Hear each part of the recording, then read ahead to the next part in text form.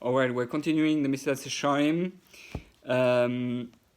and we were saying last time that basically the purpose of creation is not to enjoy the good, the pleasure in this world. It's not about just the pleasure in this world, and that all the mitzvahs and the Torah that we have is just so that we have a good life in this world.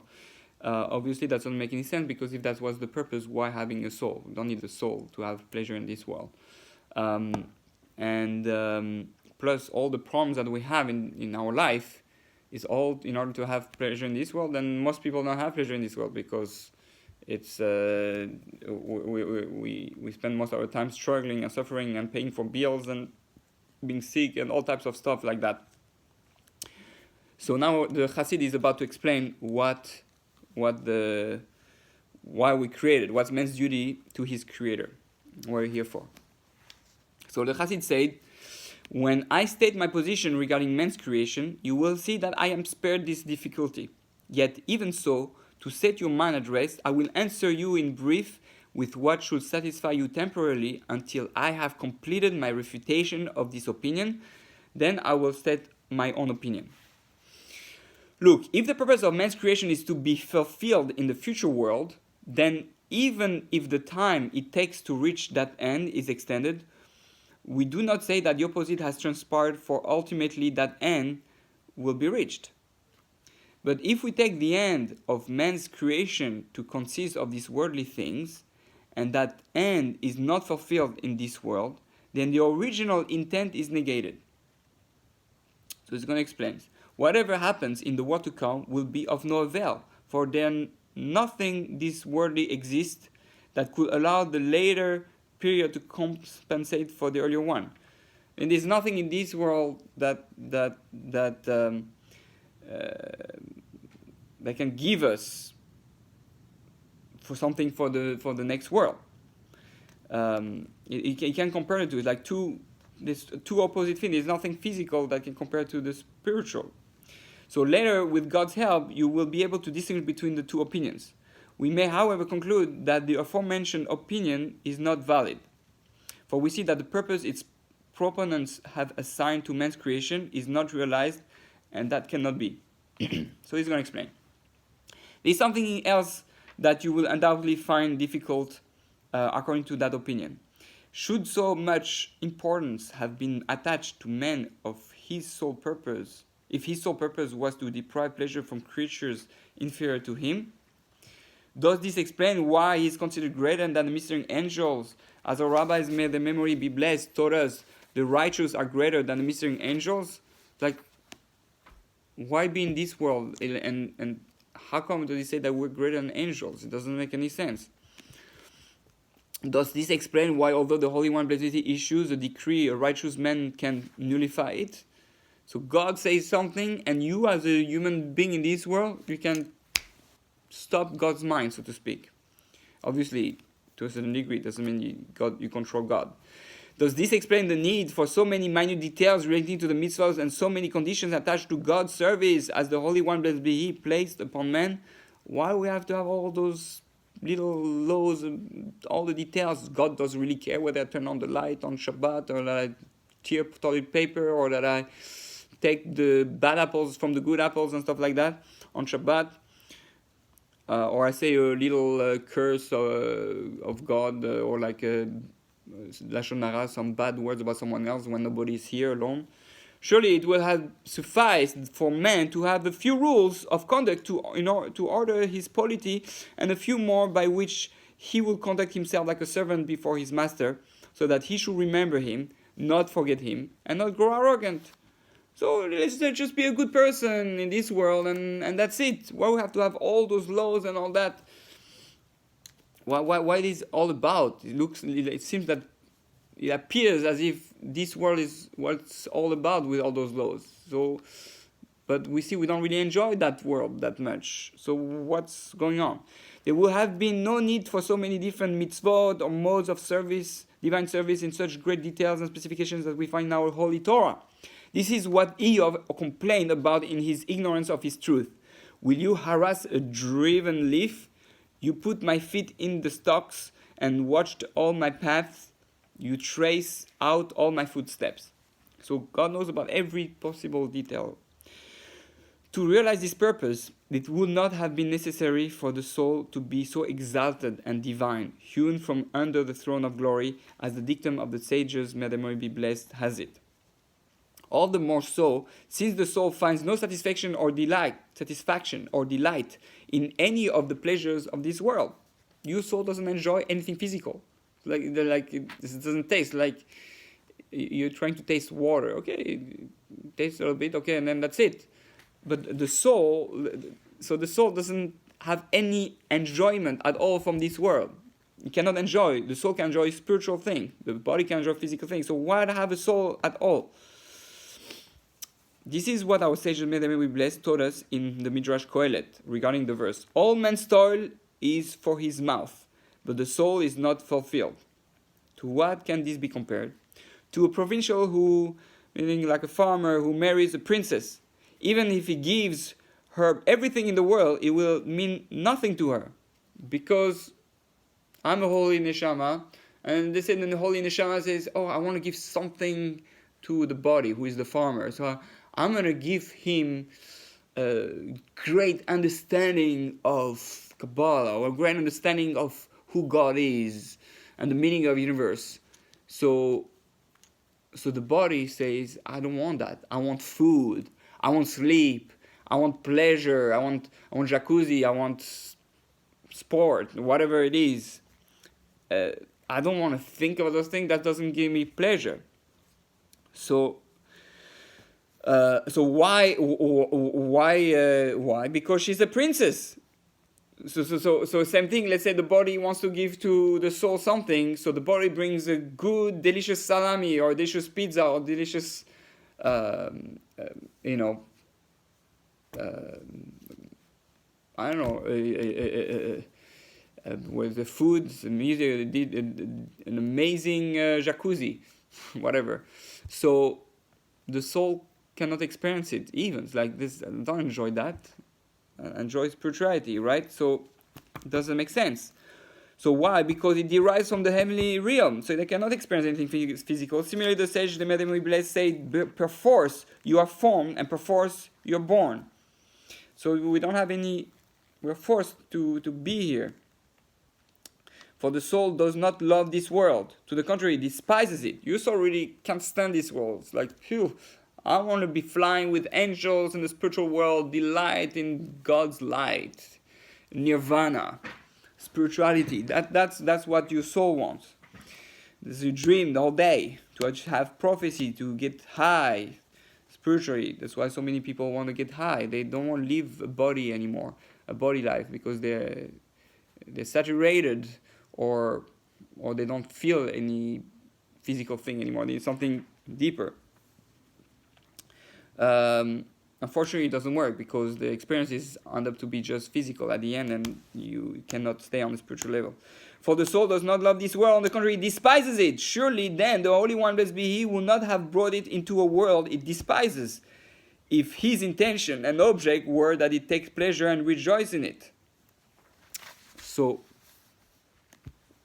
we're at a turning point. We're like, why are we here? Why do we have a super holy soul in a physical body in the world that the soul cannot really enjoy? So the Chacham say, you have refuted the aforementioned view. Now please present your own view on this issue and support it with proof. So now he's going to explain, okay, what are we here for? What's the real deal? We understand, it's clear we're not here for the physical world. We're not here to play sport or to work in business. That's not the goal of life. What's the goal of life? Why are you here for? What's the essence? Why you have a soul in the first place? And why is it put here? So the Chassid said, my view on this issue is that man was created solely to delight in God and take pleasure in the splendor of the Shekhinah. You know why you're here? To experience God. That's the reason why you're created. That's your purpose, your mission. Experience God. All day long, I want to experience God. That's what you should. You wake up in the morning, I want to experience God. Okay, so how does that work? For that is the true delight and the greatest delectation that can possibly be. Not only that, it's you want the highest of the highest of the highest, the cream of the cream, the cherry on top of the cake. You want the best. You want experience the ultimate everything, that's it. It's God. God is all pleasure. Any pleasure you experience in your life, and there are 5 levels of pleasure: physical, emotional, intellectual, spiritual, and the highest, the 5th one, is God. That's why you have 5 levels of the soul, to be able to experience 5 levels of pleasure. As you have 5 senses to experience all 5 levels of pleasure also. And the idea is that you are an engine search for pleasure, but people get trapped into the physical pleasure and they forget about all the spiritual pleasure, which is higher than anyone's. And all those pleasure, where do they come from? What's the root? It's God. It's a taste of God, a glimpse of God. So the place where can I experience that highest level of pleasure? The place for this delectation is the world to come. So we experience that highest level is there in heaven, in the world to come, after the 6,000 years, after Moshiach. But the path that leads to that heaven of ours runs through this world. So in order to get there, to experience it, we need to be in that, how it says, so the path, that's how you get there. So this world is the place that enables you to get there. This is what our sages is like a training process, or where you gain the ability to experience that pleasure. That's why I always say a Jew is an expert in pleasure. That's what Jews are here. You know why we're Jews? We're Jews to show the world how to get the highest possible pleasure, how to enjoy life on the max. So it's like a Frenchman who is drinking wine, an American guy drinking wine. No offense to Americans, nothing personal. So I was born in America, I'm American. So the idea is that you are drinking wine as an American, and you drink the whole bottle like that, Purim style. Hopefully not. And you get drunk and it gets a high, nice, very nice. But that's not the goal. A Frenchman will drink and go very slowly and drink a sip and taste and smell, and he will have that level of pleasure 10 times more than the American guy. So same thing with the Jew. That's the message he has to pass, that they're much higher level. Don't get trapped into the local physical pleasure. There's much higher. So this world is the training for higher level of pleasures. So this is what our sages, may their memory be blessed, meant when they say this world is like an antechamber before the world to come. So, prosdo. And the means that lead us to this end are the mitzvot that God, blessed be He, commanded us, and only in this world can those mitzvot be performed. So why are we doing mitzvot? He's telling you, you know why you're in this world, because this is what can enable you to access the highest possible pleasure, which is the world to come. And the way to do that in this world is by doing the mitzvot. The mitzvot is what's going to enable you to have the ability to experience the full, is going to transform you into the expert into pleasure, ready to experience the highest, which is God. Man was therefore placed in this world first, so that through the means available to him here, he will reach the place prepared for him, namely the world to come, there to feast and on the good he has acquired through these means. This is what the sages, may their memory be blessed, meant when they said today to do them, which is to do the mitzvot, and tomorrow to receive their reward, which is the pleasure of the world to come. That's the reward of the mitzvah. The reward of the mitzvahs is that then it's not for this world. The reward of the mitzvahs is that then you're going to be able, by doing them, you transform yourself into a being that is able to experience pleasure in the world to come. Now, it's true that some of mitzvahs enable you to have pleasure here too. It makes you also an expert in pleasure in this world. You can start experiencing real pleasure here. You don't have to wait till the world to come. But the highest is going to be there. You don't want to get stuck on lower level of pleasure. It's like that famous mashal from, I think, Dubno Magid or the Baal Shem Tov, about that the king puts different pleasures until his palace, and people come and say you can take whatever you want, but once you take it, you have to go back. So people come and they like this pleasure and they take this, and then they go a bit further, 2, 3, 4th level of pleasure, and they take this also dishes and they go back home. But those people who resist and are patient and know that there's something greater, they go all the way and they don't take all the pleasures, they starve themselves a little bit more. At the end, they're able to achieve the highest level of pleasure. If you examine the matter further, you will see that the true perfection lies only in cleaving to Him. Blessed be He. You know what's true perfection? Who is the perfect pleasure guy? The guy who has shlemus, who is complete, who is the most perfect, is someone who is attached to Hashem. When you're attached to Hashem, that's true perfection. That's perfect pleasure. And this is what King David said. As for me, nearness to God is my good. Meaning, he's saying, it's not that God is good. The good, the only true good, I understand, the only pleasure, true pleasure is God himself. Don't let yourself be trapped by other things. If you have ice cream without God, and not without understanding that God is part of that, you're not achieving true good. God is the source of everything. The Baal Shem Tov and Ben Ish Chai, I believe, also speaks about that if you see a woman and you see you're attracted and that desire for that woman, why you have a desire for that woman, is because to understand how much desire you should have for God. So all those things, all those pleasures, all give you a hint of what it is to be one with God. Every pleasure here is a sample. And further, and that's why love is the most powerful pleasure. Everybody wants love. That's why we all want to live and die with love. Why? Because God, it says in Rishis Chochmah, the world of love, in the Zohar also, that the world of God is love. Yud Kei Vav Kei, the world of Yud Kei Vav Kei, Atzilut, is just love. You experience infinite love. That's God. So that's why in this world we're all looking for love. 99% of the songs are about love, and that's what everybody really truly desires.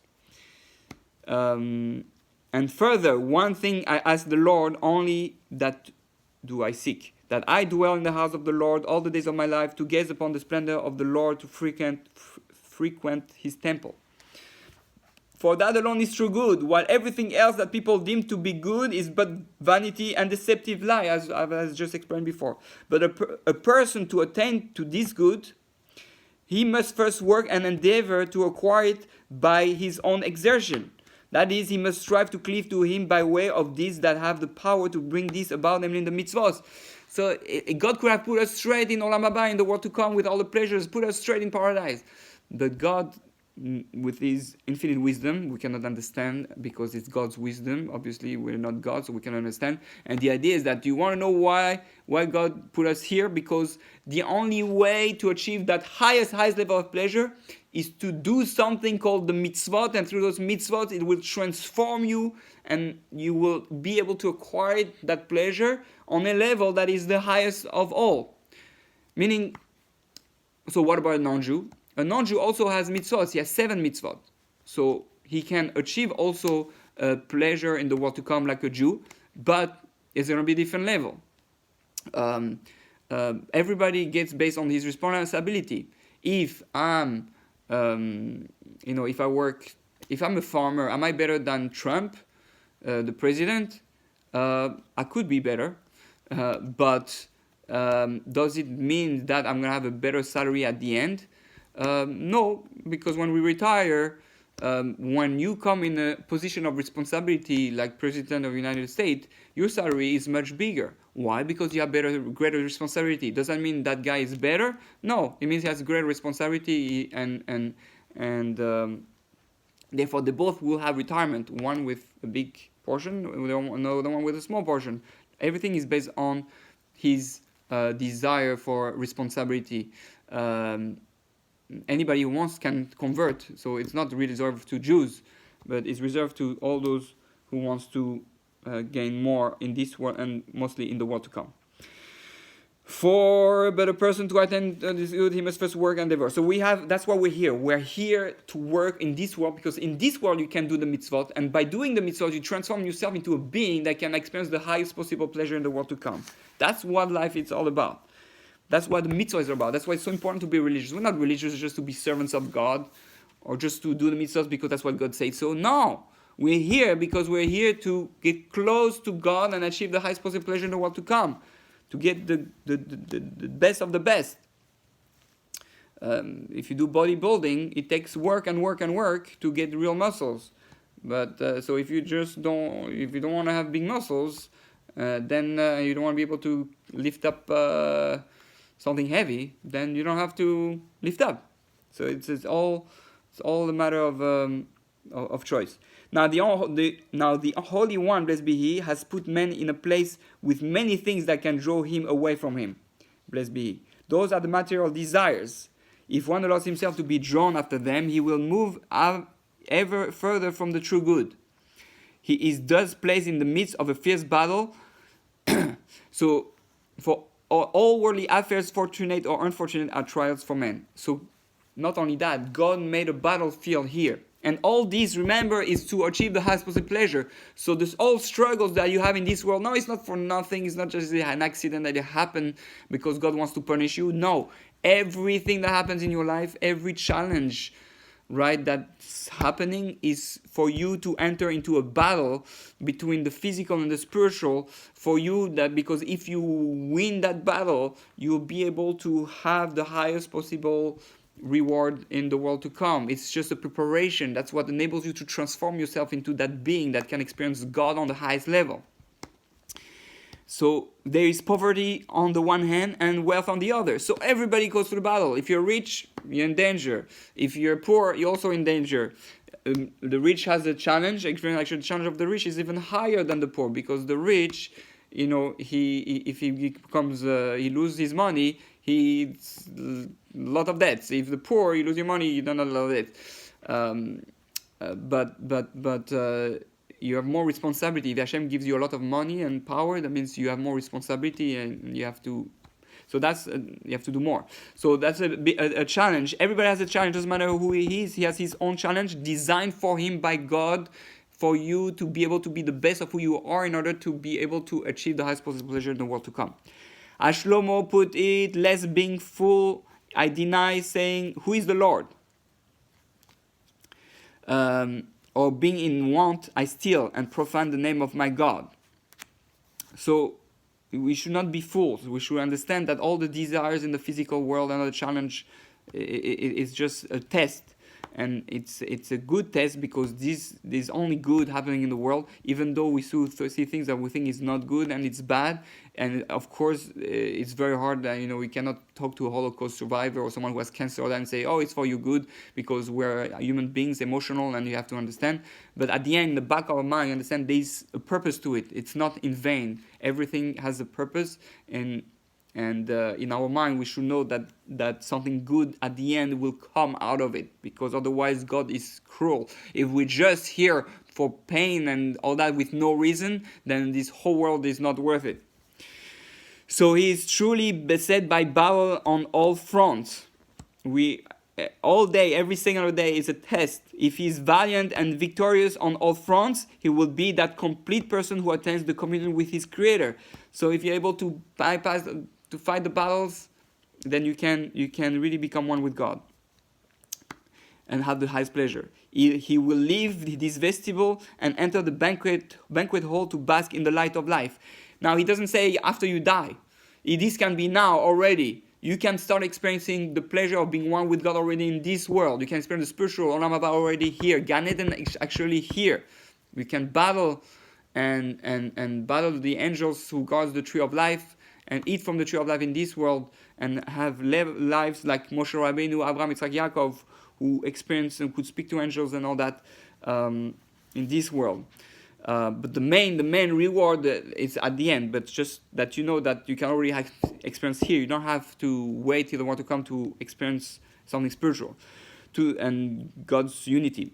To the degree that he has conquered his evil his inclination and desires, avoided impediments to the good, and has striven to cling to it, he will attain that good and rejoice in it. So the more effort you put, the more strength and passion you put, the more your reward, the more good you will experience, and the more happiness you will have.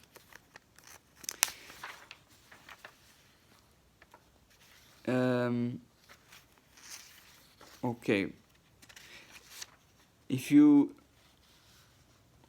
I think we're going to stop here, and we shall continue. We shall continue next time to go even deeper.